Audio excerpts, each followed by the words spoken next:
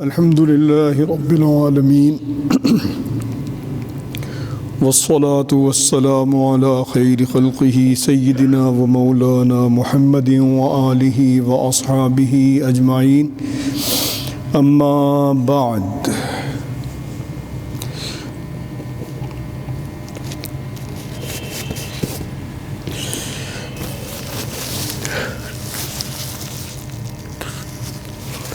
پچھلے ہفتے سیدنا عبداللہ بن عمر رضی اللہ عنہما کی یہ روایت بیان ہوئی تھی کہ حضور صلی اللہ علیہ وآلہ وسلم نے خواب میں دیکھا کہ مجھے ایک پیالہ دودھ عطا کیا گیا، میں نے اس میں پیا اور اس کا جو اثر تھا دودھ کا، اس سیرابی کا، وہ میرے ناخنوں تک میں محسوس ہوا.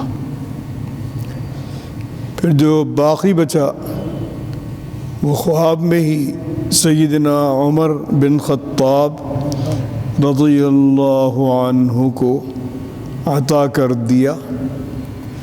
صحابہ اکرام نے دریافت کیا کہ یا رسول اللہ، اس کی کیا تعبیر لی؟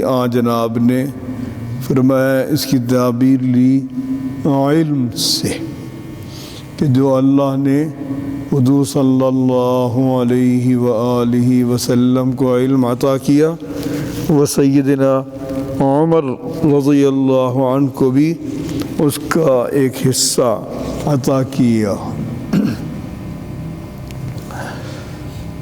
ایک مسئلہ ہے کہ کیا کوئی شخص اگر سوار ہے، مثلا اونٹ پہ سوار ہے، اور پہلے دور میں اونٹ کا کام ممبر کا بھی بعض اوقات لیا گیا. جیسے ایک آدمی نے خطاب کرنا ہے، وہ اونٹ پہ سوار ہو کے خطاب کر دیتا تھا، تو وہ خود ہی اتنا اونچا بیٹھ جاتا تھا جیسے ممبر پر ہو. تو حجۃ الوداع کے موقع پر جناب مینا میں اونٹ پر سوار تھے. تو ایک شخص، مختلف لوگ آئے، انہوں نے پوچھا حج میں یہ کوتاہی ہو گئی. مثال کے طور پر ایک نے بتلایا کہ مجھے اندازہ نہیں ہوا، میں نے ذبح سے پہلے حلق کرا لیا. یعنی وہاں جو احرام کے بعد، حج کے احرام کے بعد جو سر منڈایا جاتا ہے، سر منڈانے کے بعد پھر قربانی کی جاتی ہے. تو کہتے ہیں میں نے قربانی میں نے حلق پہلے کر دیا. پہلے ذبح کیا جاتا ہے جانور، پھر بال اتارے جاتے ہیں. انہوں نے الٹ کر دیا کہ پہلے بال اتروا لیے پھر ذبح کیا. تو اس دن جو اللہ تعالیٰ نے اپنے نبی صلی اللہ علیہ وسلم کو اختیار دیا، اس میں ہر ایک سے فرمایا کہ اذبح ولا حرج، اب آپ ذبح کر لیں، کوئی حرج نہیں، یعنی آئندہ کے لیے اس میں احتیاط کرو نہیں. ایک صحابی آئے، انہوں نے کہا میں نے رمی نہیں کی، اور رمی سے پہلے میں نے نہر کر دیا، یعنی پتھر نہیں مارے ابھی شیطان کو، ذبح پہلے کر دیا. فرمایا ارمی ولا حرج، اب رمی کر دو، کوئی حرج نہیں. یعنی یہ چیزیں آئندہ کے لیے کر دیں، کیونکہ یہ پہلا حج تھا، اس میں درگزر کر دیا. تو جو بھی چیزیں پیش آتی رہیں، قدم ولا اخرا، کوئی چیز پہلے ہو گئی، کوئی چیز لیٹ ہو گئی، فرمایا افعل ولا حرج۔ تو یہ سب جو بھی آن جناب نے تعلیم دی، یہ اونٹ پر سوار ہی دی۔ حجۃ الوداع کا جو خطبہ ارشاد فرمایا وہ بھی اونٹ پر ہی فرمایا۔ ایک صحابی آئے، اگلی حدیث میں ہے، انہوں نے وہی بات کی کہ میں نے رمی سے پہلے یعنی پتھر مارنے سے پہلے ذبح کر دیا۔ آن جناب نے ہاتھ سے اشارہ کیا کہ اب ذبح کر دو، لا حرج، حج میں کوئی حرج نہیں ہوا۔ ایک آئے، انہوں نے کہا کہ میں نے بال پہلے اتروا لیے ذبح سے پہلے، انہیں بھی اشارے سے فرمایا کہ اب جا کے ذبح کر دو، ولا حرج۔ یہ جو روایت پہلے گزری، یہی روایت پھر لوٹائی کہ جو قیامت کے قریب دور میں علم اٹھ جائے گا، جہالت غالب آ جائے گی، فتنے بہت بڑھ جائیں گے اور قتل بہت بڑھ جائے گا، اور موجودہ وقت میں دین کو مٹانے کے لیے اس قدر دنیا میدان عمل میں ہے، این جی اوز کی خدمت کر رہے ہیں اور سب کرنے والے مسلمان ہیں، اور وہ بیٹھے ہیں اور سوچ رہے ہیں، نئی سے نئی بات نکالتے ہیں۔ مثلا یہ بات نکالی کہ جہاں ایک حدیث میں دو مضمونوں کی گنجائش ہوتی ہے مثلا، تو وہاں محدث دونوں مضمون بیان کرتے ہیں اور کہتے ہیں کہ اللہ اعلم، جو صحیح توجیہ ہے اللہ جانتے ہیں، یہی دو ہیں، ان میں کون مقدم ہے اللہ جانتے ہیں۔ وہ کہتے ہیں کہ جو اللہ جانتے ہیں، یہ اصل میں محدثین جھوٹ بولتے ہیں، اپنے جھوٹ کو چھپانے کے لیے کیا کہتے ہیں، اللہ بہتر جانتے ہیں۔ یعنی نئی بات نکالی، ساری جتنی تاریخ ہے، پوری تاریخ میں فقہا اور محدثین یہ لفظ، بلکہ مفسرین بھی، علامہ عثمانی رحمہ اللہ بھی جہاں توجیحات بیان کرتے ہیں، کہتے ہیں اس کی یہ بھی توجیح ہے اور یہ بھی ہے، آگے کہتے ہیں اللہ اعلم، زیادہ بہتر اللہ جانتے ہیں۔ اور اسی طرح حضرت حلیمہ سعدیہ رضی اللہ عنہا جو رضاعی ماں تھیں حضور اکرم صلی اللہ علیہ وآلہ وسلم کی، جنہوں نے دودھ پلایا تھا، کہتے ہیں یہ اصل میں جو اتنی دور بھیجا، یہ اصل میں حضرت آمنہ سے خلش تھی ان کے خاندان کو، تو ان کے بچے کو اتنی دور ڈال دیا، یتیم کے بچے کو، یتیم بچے کو دور ڈال دیا، ماں پہ کیا گزری ہوگی۔ اب کوئی دنیا میں آج تک کسی نے یہ چیزیں نہیں لکھی، جو یہ نئی سے نئی بیٹھیں، شیطان ان کو وہی کر رہا ہے۔ وہی شخص تھا مختار ثقفی، اس نے دعویٰ شروع کیا وحی کا۔ حضرت عبداللہ بن عمر کی جو اہلیہ تھیں صفیہ بنت عبید، یہ اس کا بھائی تھا مختار بن عبید، ثقیف ایک قبیلہ ہے عرب کا۔ تو مختار ثقفی نے یہ تذکرہ شروع کیا کہ مجھے وحی آتی ہے، تو سیدنا عبداللہ بن عمر سے ایک شخص نے کہا کہ مختار بن عبید الثقفی کہتا ہے کہ مجھے وحی آتی ہے، فرمایا وہ سچ کہتا ہے،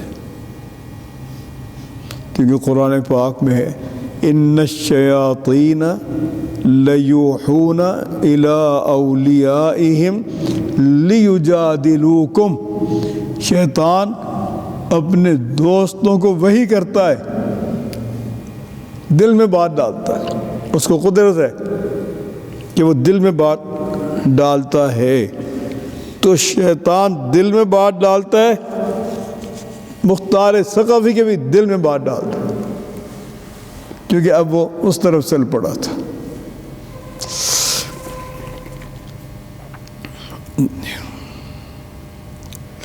حضور اکرم صلی اللہ علیہ وسلم نے ایک موقع پر کچھ سوالات ہو رہے تھے جس پہ آن جناب کی طبیعت کو گرانی ہوئی، کوئی ناراضگی ہوئی، تو فرمایا کہ تم جو چاہو پوچھو۔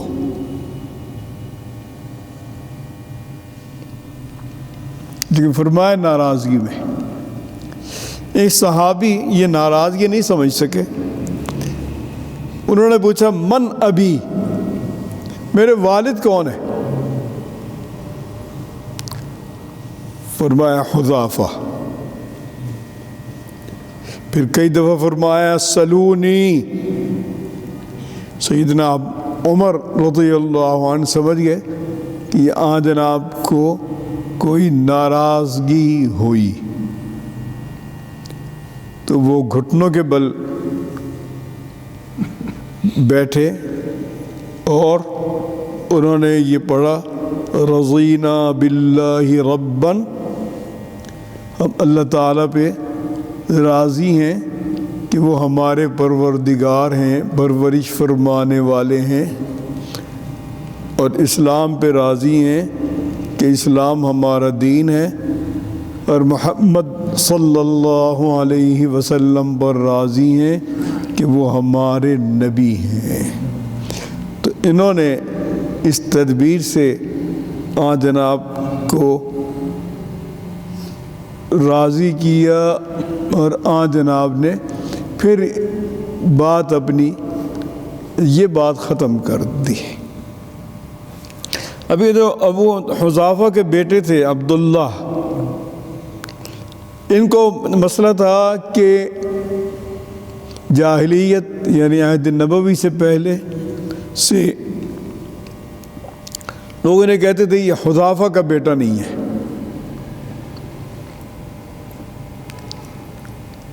تو جب انہوں نے پوچھا کہ من ابی، اور آج نے فرمایا تھا کہ جو تم اس وقت پوچھو گے میں جواب دوں گا، تو بتلایا حذیفہ۔ تو یہ بڑا خوش ہوئے، خوش ہو کر گئے اپنی والدہ کو بتایا، ان کا تو نے بڑا ظلم کیا میرے ساتھ۔ ان کا کیسے؟ ان کہا کہ اگر میں آبرو مند نہ ہوتی اور کسی اور سے تو ہوتا اور آج ناج جواب دیتے تو میں رسوا ہو جاتی، تو نے ایسا سوال کیوں کیا؟ تو انہوں نے اس کو اس طرح سے لیا، لیکن اللہ تعالیٰ نے ان کی براءت کر دی اور وہ سرخرو ہو گئے اپنے نسب کے بارے میں۔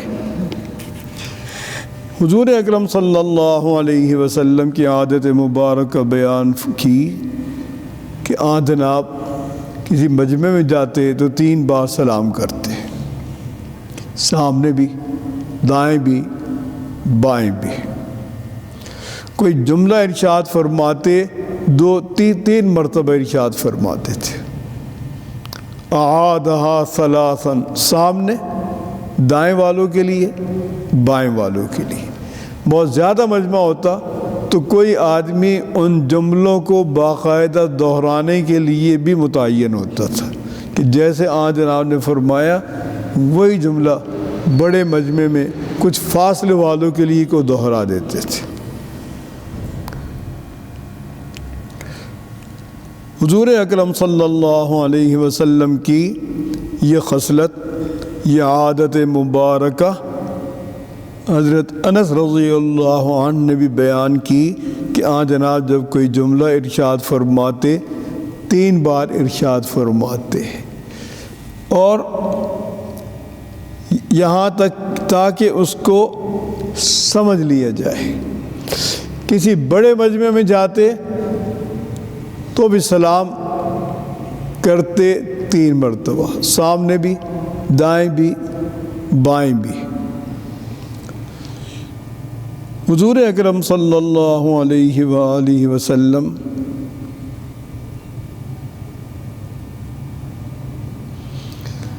ایک موقع پر حضور صلی اللہ علیہ وسلم ایک سفر میں کچھ صحابہ کرام آگے تھے، وہ ایک جگہ پہنچ گئے۔ حضور صلی اللہ علیہ وسلم بعد میں پہنچے۔ ہم نماز کے لیے جلدی میں تھے، عصر کی نماز لیٹ ہو رہی تھی، جلدی جلدی وضو کیا، پاؤں پہ ہم نے پانی بہایا یا مسح کیا، اور پاؤں پہ مسح نہیں ہے، کہیں انہیں اس طرح پاؤں دھوئے کہ ایڑیاں یا پاؤں کا پچھلا حصہ تر نہیں ہوا، وہ خشک نمایاں محسوس ہو رہا تھا کہ پانی نہیں بہا، اور اس وقت یہ تھا ذہن میں کہ جلدی جلدی میں جو ہو گیا یہ ٹھیک ہے، لیکن جناب نے فرمایا کہ یہ اعلان کرو کہ بلند آواز سے جناب نے خود اعلان کیا کہ ویل للأعقاب من النار، جن کی ایڑیاں یا ایڑیوں سے متصل پاؤں کا پچھلا حصہ تر نہیں ہوا تو اس کو جہنم کی آگ پہنچے گی۔ یعنی پاؤں مکمل طور پہ دھو، جلدی میں بھی پاؤں پورے دھو، یعنی وضو پورا کرنا ہے۔ وضو شرط ہے نماز کی، وضو نہیں تو نماز بھی نہیں۔ چند جگہوں پر ایسا ہے کہ وضو کی گنجائش ہے کہ آدمی وضو نہ کرے، جیسے شدید بیماری میں، تو اس میں اس کا قائم مقام تیمم ہے۔ اور جو عبادات فرض عین نہیں ہے، اور ان عبادات کا بدل بھی نہیں ہے، وہاں بھی تیمم کی گنجائش ہے۔ مثلا نماز جنازہ تیار ہے، اگر وضو کے لیے جائیں گے نماز ہو جائے گی، تیمم کر لیں، کیونکہ اس کا بدل نہیں ہے۔ ایسا نہیں ہو سکتا کہ یہ وضو کر کے آئے آگے دوبارہ پڑھ لے، پڑھے گا ساتھ ہی پڑھے گا، ایک دفعہ ہو گئی دوبارہ نہیں ہے نماز۔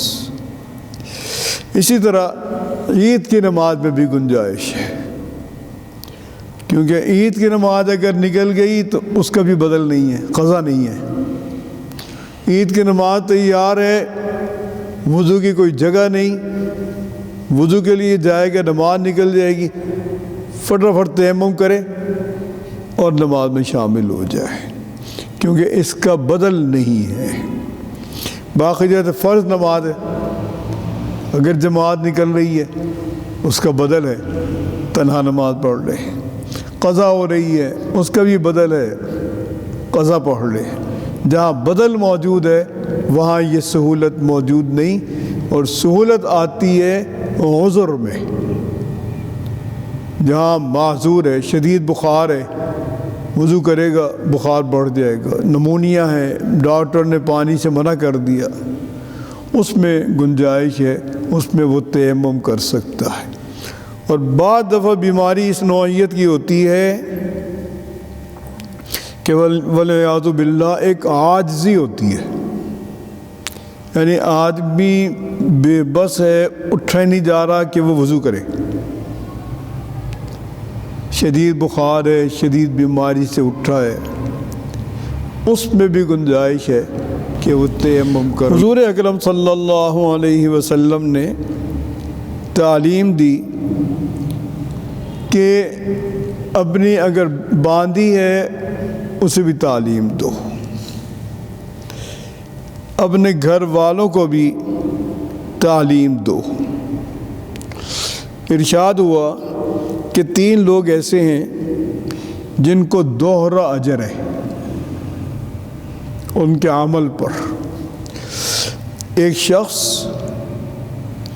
جو اہل کتاب میں حضور اکرم صلی اللہ علیہ وسلم پر ایمان لے آیا، پہلے ایمان اس کا مثلاً حضرت موسیٰ علیہ السلام پر ہے، حضرت داؤد علیہ السلام پر ہے، حضرت عزیر علیہ السلام پر ہے، یہودی ہے، اب ایمان لے آیا، اس کے لیے ڈبل اجر ہے ایمان میں۔ ایک پہلے انبیاء کرام پر ایمان کا، اور اس کے بعد ان کے ساتھ حضور اکرم صلی اللہ علیہ وسلم پر ایمان کا اجر، تو اس شخص کا اجر دوہرا ہو گیا۔ دوسرا وہ آدمی جس نے جو غلام ہے وہ اپنی عبادت بھی کرتا ہے اور جو اس کا آقا ہے اس کی خدمت بھی کرتا ہے، اللہ تعالیٰ کے حقوق میں بھی کمی نہیں کرتا، اور جس کا ملازم ہے موجودہ وقت میں، اس وقت میں جو غلام ہے، اب غلامی نہیں ہے، اس کے بھی حقوق کا خیال رکھتا ہے، اس کا بھی ڈبل اجر ہے۔ ہر عمل پر اجر ڈبل ہے۔ جیسے یہ شیخ عبد الواحد گزرے ہیں، ان کا ایک خادم تھا اور غالباً انہی کا ہی ہے یہ واقعہ۔ حضرت شیخ مولانا زکریا صاحب رحمۃ اللہ علیہ کی ایک کتاب ہے، اس کا نام ہے تاریخ مشائخ چشت، وہ خریدنی چاہیے، پڑھنی چاہیے۔ اس میں یہ واقعہ دیا کہ ایک غلام ان کا تھا، جب وہ خریدا یا ان تک پہنچا تو اس نے کہا کہ میں آپ کی خدمت کروں گا، اور لیکن آپ مجھے ایک سہولت دیں کہ میں اتنے وقت ایک عبادت کرتا ہوں، اتنے وقت میں عبادت کے لیے غیر حاضر رہوں گا، اور اس کے بدلے میں آپ کو اتنا معاوضہ بھی پیش کروں گا۔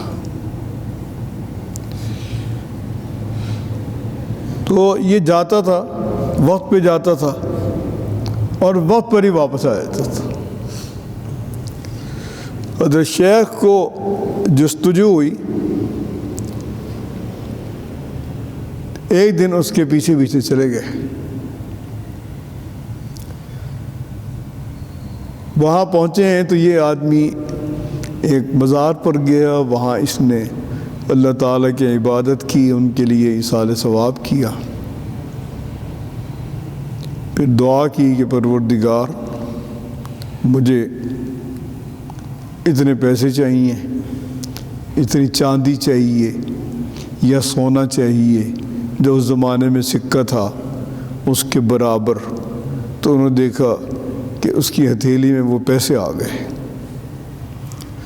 اب یہ خاموشی کے ساتھ الگ چلے گئے تاکہ یہ غلام مجھے نہ دیکھے۔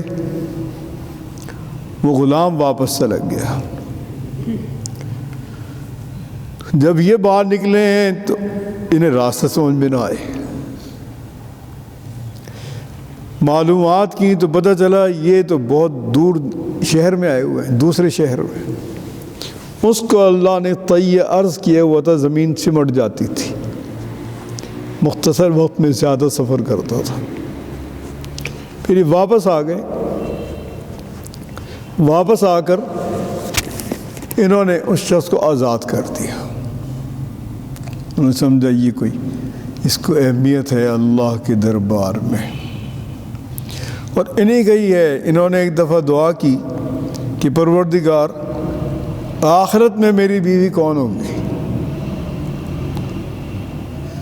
تو اللہ تعالیٰ نے الہام کیا کہ فلاں جگہ آپ جائیں۔ فلاں جگہ تشریف لے گئے تو ایک خاتون جنگل میں بکریاں چرا رہی تھی، بیٹھی تھی۔ یہ جب پہنچے اس نے پہچان لیا کہ عبد الواحد کہاں سے آئے ہیں، یا خیریت پوچھی، لیکن خطاب کر کے عبد الواحد۔ یہ بڑے حیران ہوئے، انہوں نے پوچھا میرا نام کیسے پتہ چلا؟ تو اس نے کہا کہ ارواح کی ایک دوسرے سے مناسبت ہوتی ہے، اور انہوں نے مزید بات کرنی چاہیے، اس نے کہا کہ وہ یہاں نہیں، آخرت میں بات ہوگی۔ تو ان کے بہت سارے اس طرح کی کرامات ہیں۔ تیسرا وہ شخص جس کے باپ باندی ہے،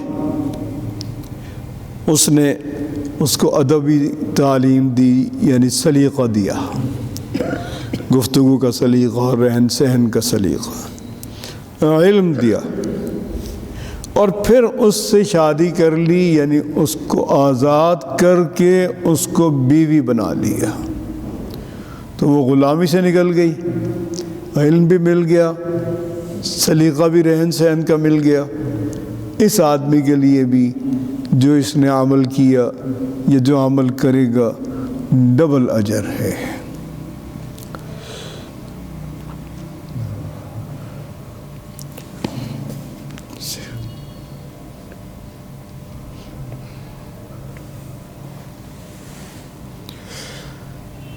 ایک موقع پر حضرت عبداللہ بن عباس رضی اللہ عنہما نے بتلایا کہ میں نے حضور صلی اللہ علیہ وسلم کو دیکھا، میں موجود تھا، وہ ایک جگہ تشریف لائے جیسے عیدگاہ میں تشریف لاتے ہیں، وہاں پر جناب نکلے، حضرت بلال ساتھ تھے، اور جناب نے سمجھا کہ حضور صلی اللہ علیہ وسلم نے کہ جناب کی آواز خواتین تک نہیں پہنچ رہی، تو جہاں خواتین تھیں وہاں بھی تشریف لائے اور وہاں بھی خطاب کیا، اور اس خطاب میں صدقے کی اپیل کی، صدقے کی تعلیم دی یا صدقے کی اپیل کی۔ تو خواتین نے اپنے بندے، اپنے انگوٹھیاں حضرت وہ اتاری، اور حضرت بلال رضی اللہ عنہ نے اپنے کپڑے میں وہ چیزیں جمع کی۔ تو یہ چیز حضرت ابن عباس فرماتے ہیں کہ میری موجودگی میں یہ ہوا، یعنی امام خواتین کو خطاب بھی کر سکتا ہے، انہیں تعلیم بھی دے سکتا ہے، ان سے اپیل بھی کر سکتا ہے۔ حضور اکرم صلی اللہ علیہ وسلم سے ایک صحابی نے پوچھا کہ من اسعد الناس بشفاعتک یوم القیامت، قیامت کے دن سب سے زیادہ نیک بخت کون ہوگا جناب کی شفاعت میں؟ شفاعت کس کو سب سے زیادہ نصیب ہوگی؟ قال رسول اللہ صلی اللہ علیہ وسلم،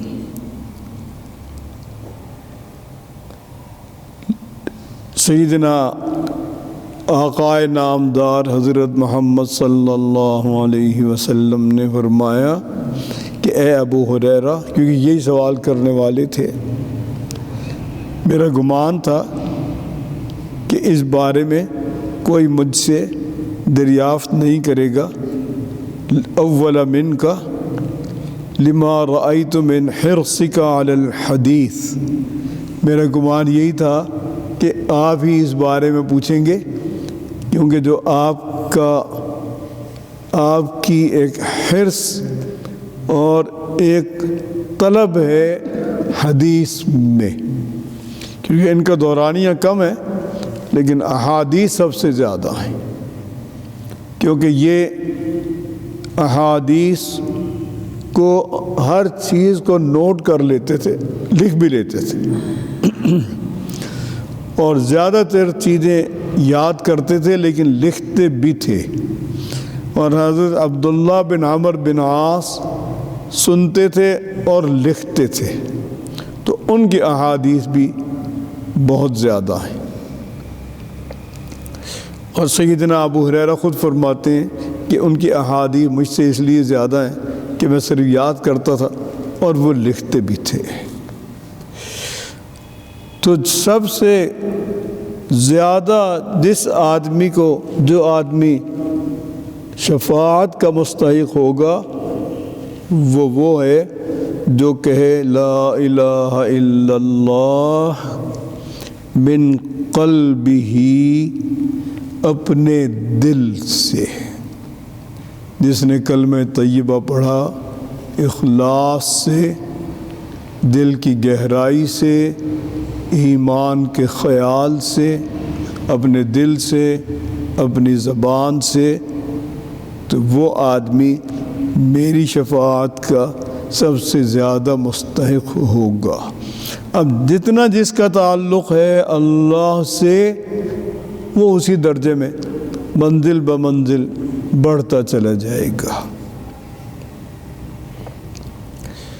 حضور اکرم صلی اللہ علیہ وسلم نے ایک موقع پہ فرمایا،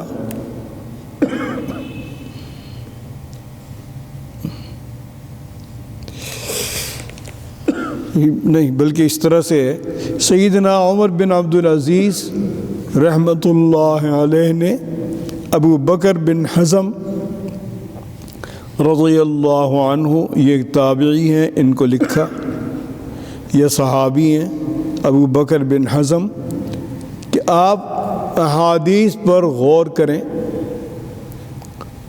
اور جمع کریں احادیث، کیونکہ احادیث جمع ہونی پہلی صدی میں شروع ہو گئی تھیں، اور پہلی صدی کے اختتام پر جب حضرت عمر بن عبدالعزیز بادشاہ بنے تو انہوں نے اس پر زیادہ توجہ دی۔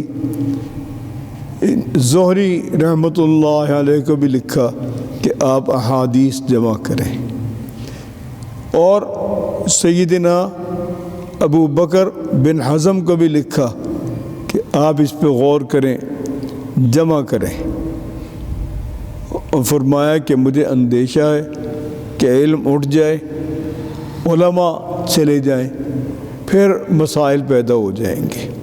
ابھی علم بھی موجود، علماء بھی موجود، کیونکہ یہ جتنے تابعین تھے ان کا علم صحابہ کے علم کے متوازی تھا۔ انہوں نے اتنی محنت کی تھی کہ ان کا علم بہت تھا۔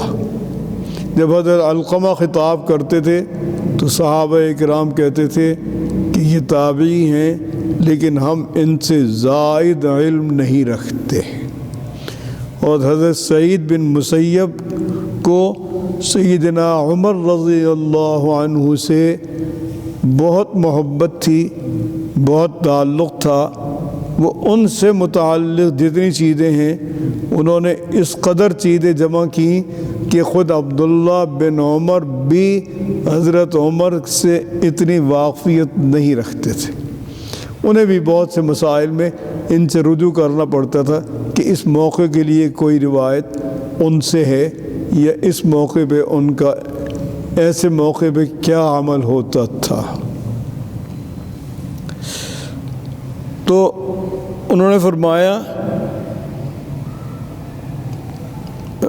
فَإِنِّي خِفْتُ دُرُوسَ الْعِلْمِ وَذَهَابَ الْعُلَمَاء، مجھے اندیشہ ہے علم مٹ جائے، علماء دنیا سے ختم ہو جائیں۔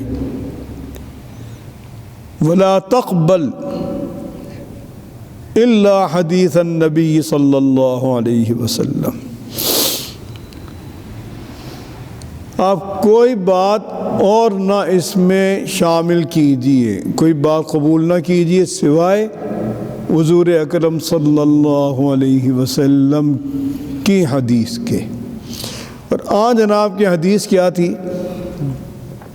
وہ 3 چیزیں جو حضور صلی اللہ علیہ وسلم نے فرمایا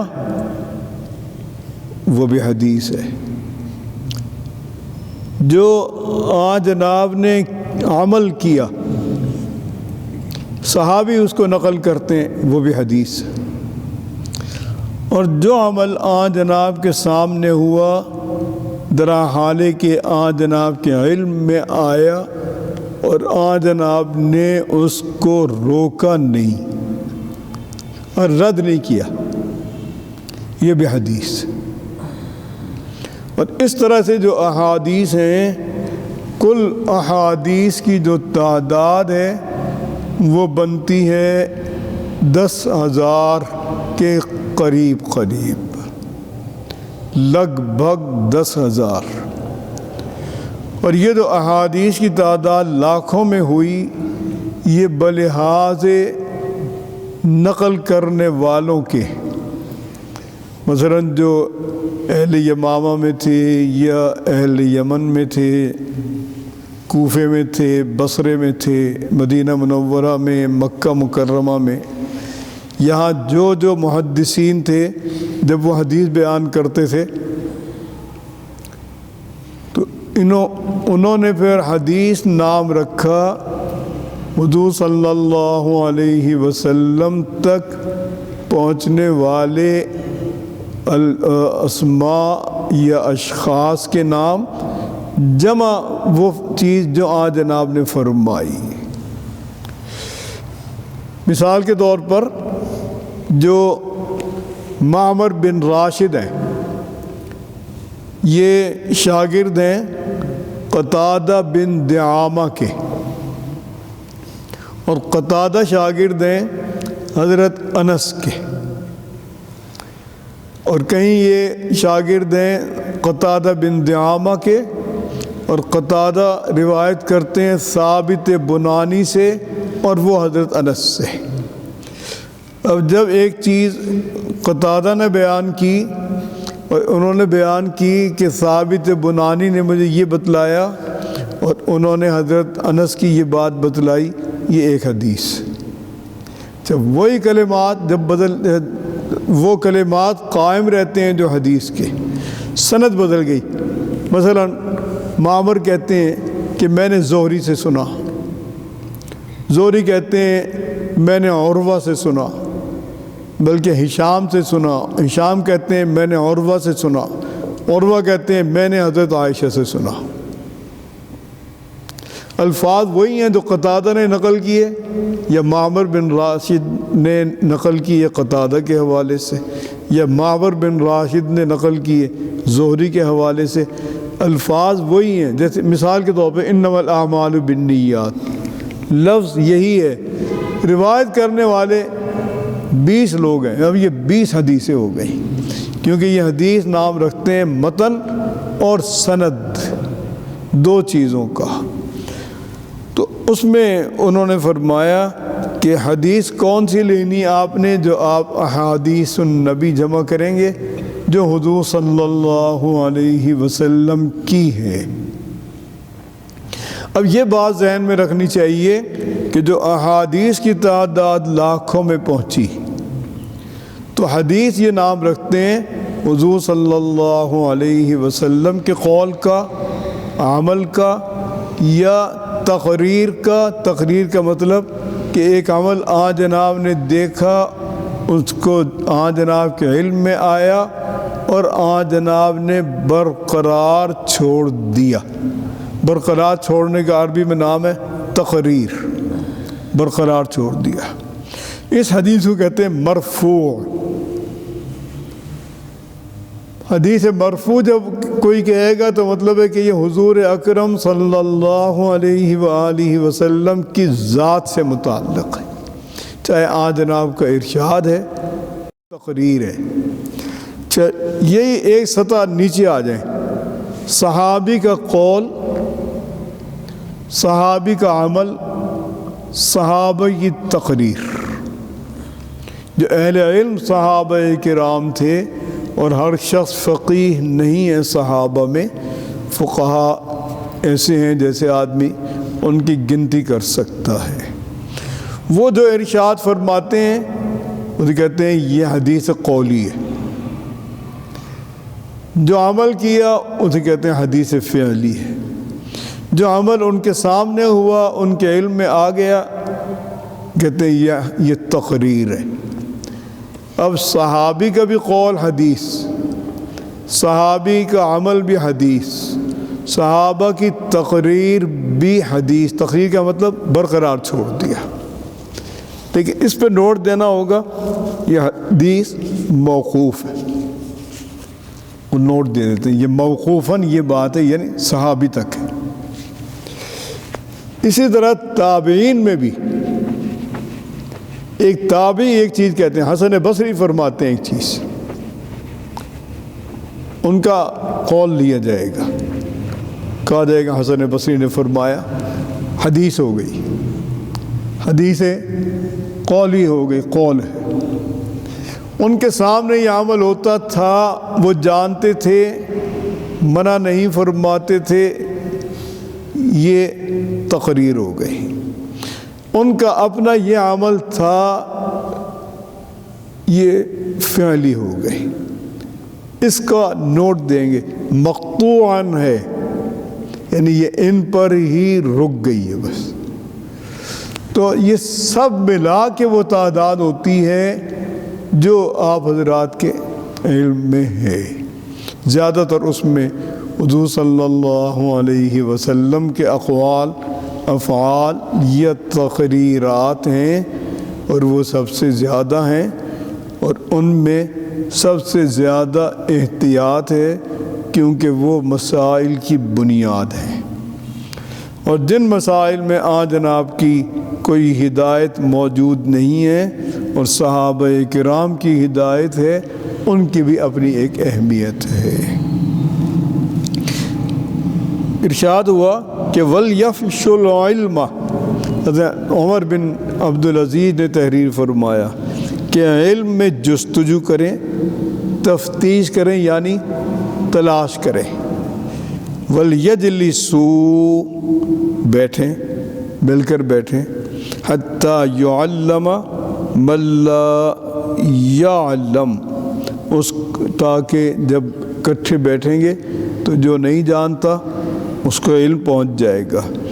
فَإِنَّ الْعِلْمَ لَا يَهْلِكُ حَتَّى يَكُونَ سِرًّا. علم ختم نہیں ہوتا، لیکن اس وقت ختم ہوتا ہے جب علم کو راز بنا لیا جائے. اور اللہ کا شکر ہے کہ علم دین کو اس وقت تک بھی راز بنانے کا رواج نہیں ہے. اللہ تعالی ہم سب کو اچھی توفیق نصیب فرمائے. صلی اللہ علیہ وسلم.